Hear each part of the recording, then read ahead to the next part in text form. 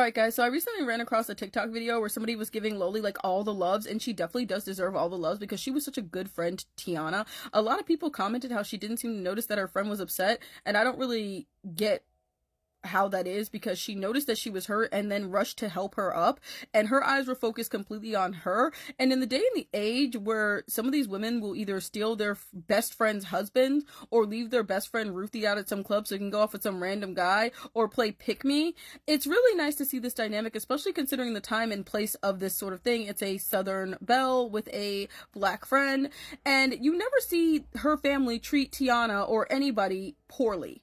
You never see them do that, and I really like that. And I love what a girl's girl she is, because the minute she sees Tiana is in any type of distress, she's like, yeah, you wait a minute, hey, let's get you cleaned up. She gets her all cleaned up, gives her a new dress and everything. Like, she's there for her girl, and I love that. And I love seeing dynamics like this because as someone who recently found out that their best friend of 10 years, someone they actually used to date, voted against my human rights, and yeah, she was white, it's like, it's really bad when you realize that your friends that you've been there for are not there for you. But seeing this still gives me a lot of hope. This is such a beautiful friendship, and she even offers to kiss the frog to turn him into a prince for Tiana to marry. She's like, I'm going to do this for you, no marriage required. And she genuinely feels bad when the kiss doesn't work. She even gives Tiana the rest of the money to cover her restaurant. She really does care about her as a friend and isn't just there for show. Because unfortunately, as and I'm sure a bunch of other black people have had to learn the hard way, a lot of times when we thought our white friend was our friend, they weren't really our friend and only out for themselves and didn't really care about us. But you don't get that here. This is such a pure friendship. She is such a true ride or die who really genuinely seems to care about Tiana and Tiana's well-being and wanting her to be just as happy as she wants to be. Like, you know, and I can see kind of she's got more of a whimsical nature than Tiana, because Tiana comes from the background where she had to work, and, you know, Lola's kind of used to things kind of falling in her lap. But somebody said something perfect about her.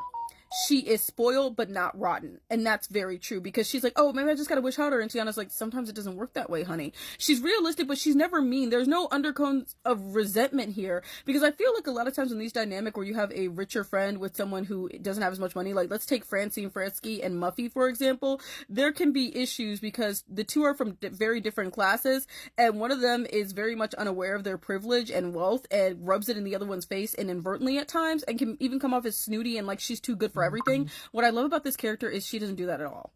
Muffy Crossfire was spoiled rotten. Remember the scene where Francine really wanted money for a doll and promised to pay her back, and Muffy, with all that money, only had to lend her a bit and like waved it in her face and then pulled it back. It's like, I'm sorry, I can't. It's like, you see, a lot of these cartoons growing up had me fucked up because the friends were just not it. And we can go into that some other time if you guys want. But I really love this friendship and how close they were and how they cared about each other until the very end of the movie, where it seemed like everybody ended up with what they wanted.